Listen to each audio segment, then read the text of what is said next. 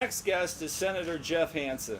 Senator Hansen is wrapping up his last term as our state senator due to term limits. He has been a true friend to education in our state and to Fruitport Community Schools in particular. It is a great honor having him here with us this evening.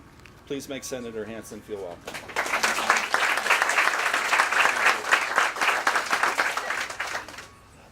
Boy, what a wonderful day to be in Fruitport. This is so exciting. As I come in and see everybody working, I asked Bob if I could use one of those to do the groundbreaking because that looks like a lot more fun than a shovel. But it's, this is an amazing testament to the work of the Fruitport education folks.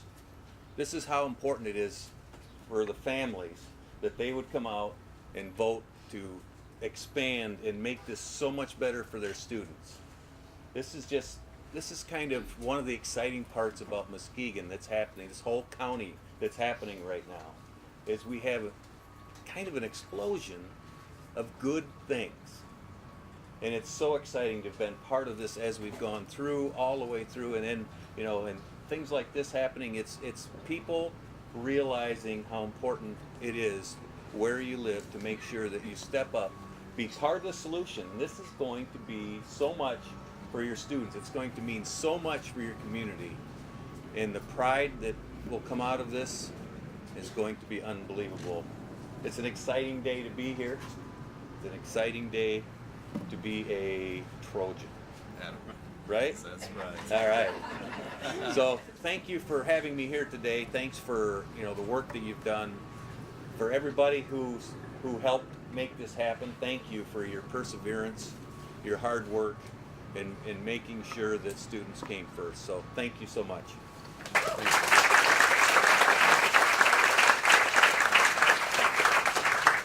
We should thank Geoff for his years of service. Take tonight, for example. He could be home with his family, but he's here to congratulate our community on this wonderful thing. So, round of applause for Senator Hansen.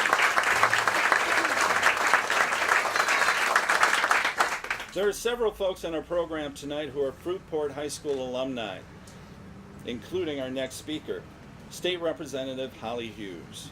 Like Senator Hansen, Representative Hughes has been an education advocate during her time in Lansing, and she hopes to follow Senator Hansen's footsteps as she is running to be our next state senator. Please make Representative Hughes feel welcome.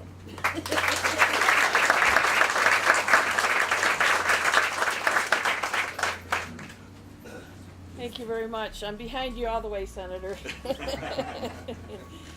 It is truly exciting day for me, but I got to tell you, Bob, you really made me upset.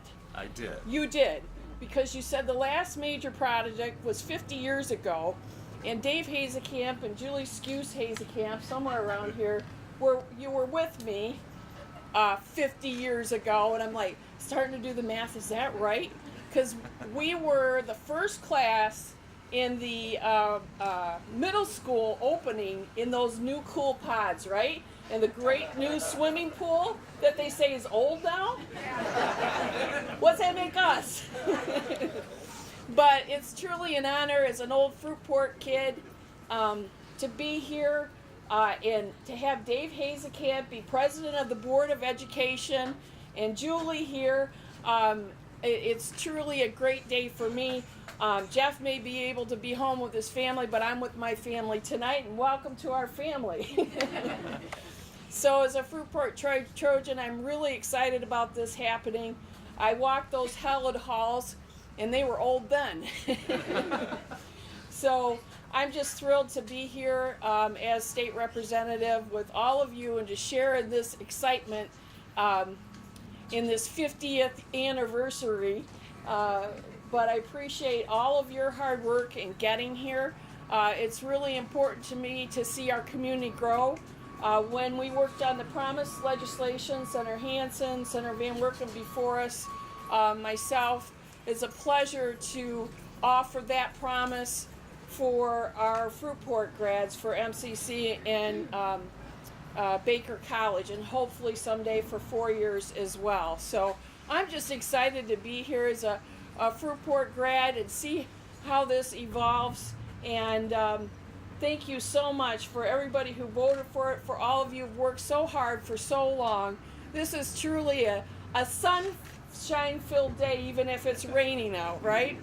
I remember when they put that smiley face on the water tower. That was a big controversy in our school because we wanted a Trojan on top of that tower. But now we're really proud of the smiley face, and it's incorporated in Fruitport anyway. So thank you so much, everybody. It's just a really super day, and I'm glad you allowed me to be a part of it. Thank you.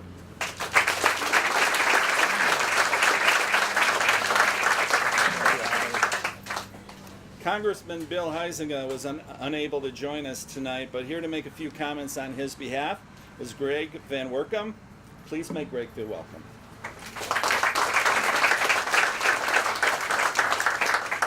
Thank you. Yes, unfortunately, Congressman Huizenga could not be here today.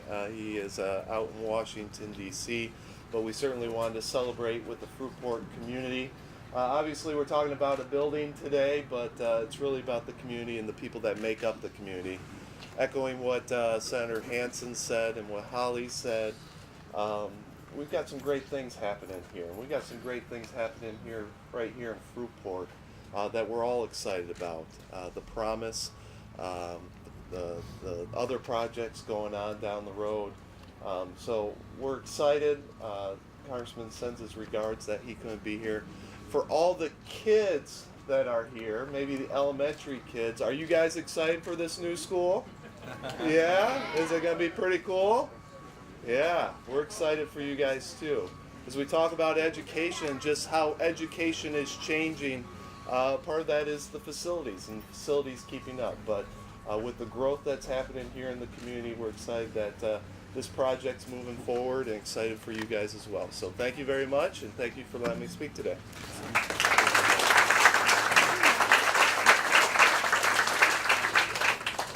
So you may be wondering what's behind us.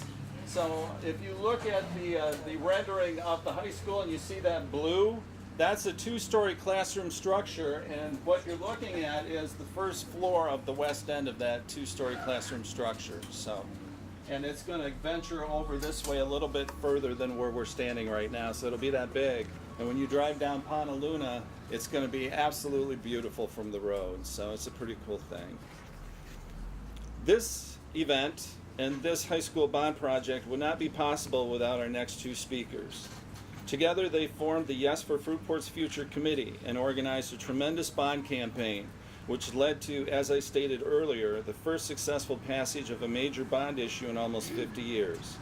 They've been the springboard from which our community is now highly regarded as one that supports its schools and cares deeply for its students.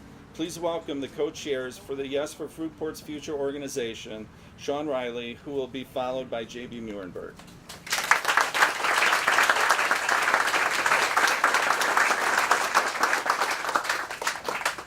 Wow, how exciting to be here. So I was reflecting back this last week on where we all started, and it started around a table at the Village Inn. So it was a very small committee. And I remember Bob specifically saying, you know, if we're going to do something as big as a bond, it's going to take the whole community. And JB and I looked at each other and we're like, we're in. Probably a little naive on my part. But we were all in. So we got to work. We planned out our first meeting. We got Whitlow's secured. We got the refreshments going. We worked with the team. We got our PowerPoint. And weather has not been our friend because we had, yeah, you remember that huge snowstorm, and we're like, oh my gosh, nobody's going to show up. But people did show up. More people than we thought were going to show up. And over the course of the next several months, more and more people showed up to our meetings. And then we started sharing our gifts and our talents, whether it was creating a Facebook page, or heading up a door-to-door campaign, or managing budgets, or sweating inside a smiley. Right? And then the next thing that happened is we showed up around this time to the Old-Fashioned Days Parade. And when I saw this sea of blue, that's when I knew the magic had happened. And this had gone way beyond any kind of a facility and a school. And it had gone into a community coming together to support each other, to support our kids, so that they could lay down the roots of their legacy and always have a place to call home. So for that, Fruitport, I thank you. I thank you for the new school, and I thank you for letting me be a part of your community. So thank you.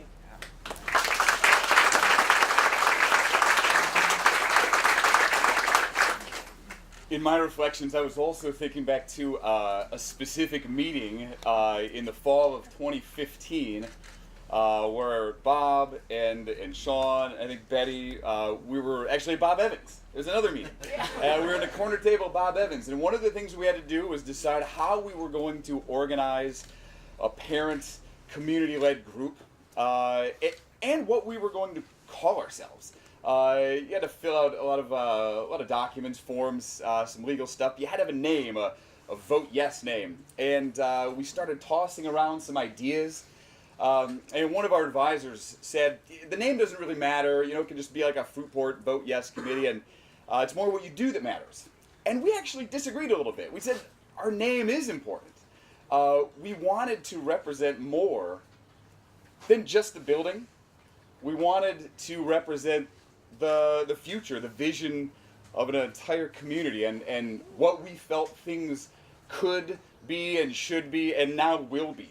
And so that's where the name Yes for Fruitport's Future came from that day, that morning, that meeting. When 9,000 people come out and vote, and it's 181 votes that it passes by, you know that everything that you did along the way mattered. I can't, when it came to time to design these, we didn't put vote yes for a school on here. We didn't put vote yes for a bond campaign. We said vote yes for Fruitport's future because that was what was important to us. And we knew that it was going to be a little bit of an uphill battle. We had to educate the community on what that meant. We had to say it's not about a building. We wanted people to know why it was important, how we came to that decision, and what they could expect from the whole process. And we did that.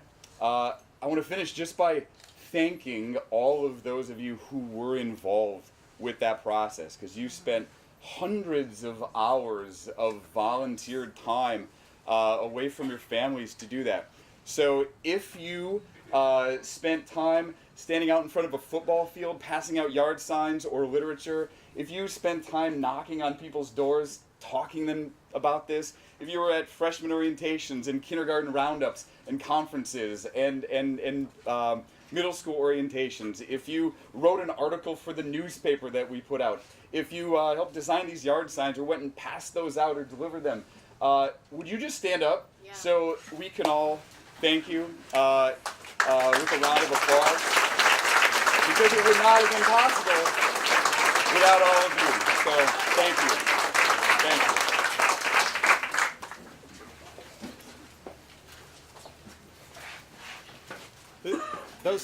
These two are extremely impressive. There was no way this thing was going to lose with them at the helm, and I appreciate all of your efforts and your friendship. Thank you both again. While we celebrate this bond project as a community, the celebration really is about our fantastic students. We have with us tonight Fruitport Middle School students Rhiannon Riley, Reese Jacobs, and Mallory Smith, who will represent the student voice and share with you what this project means to them and their future education. Come on up, girls.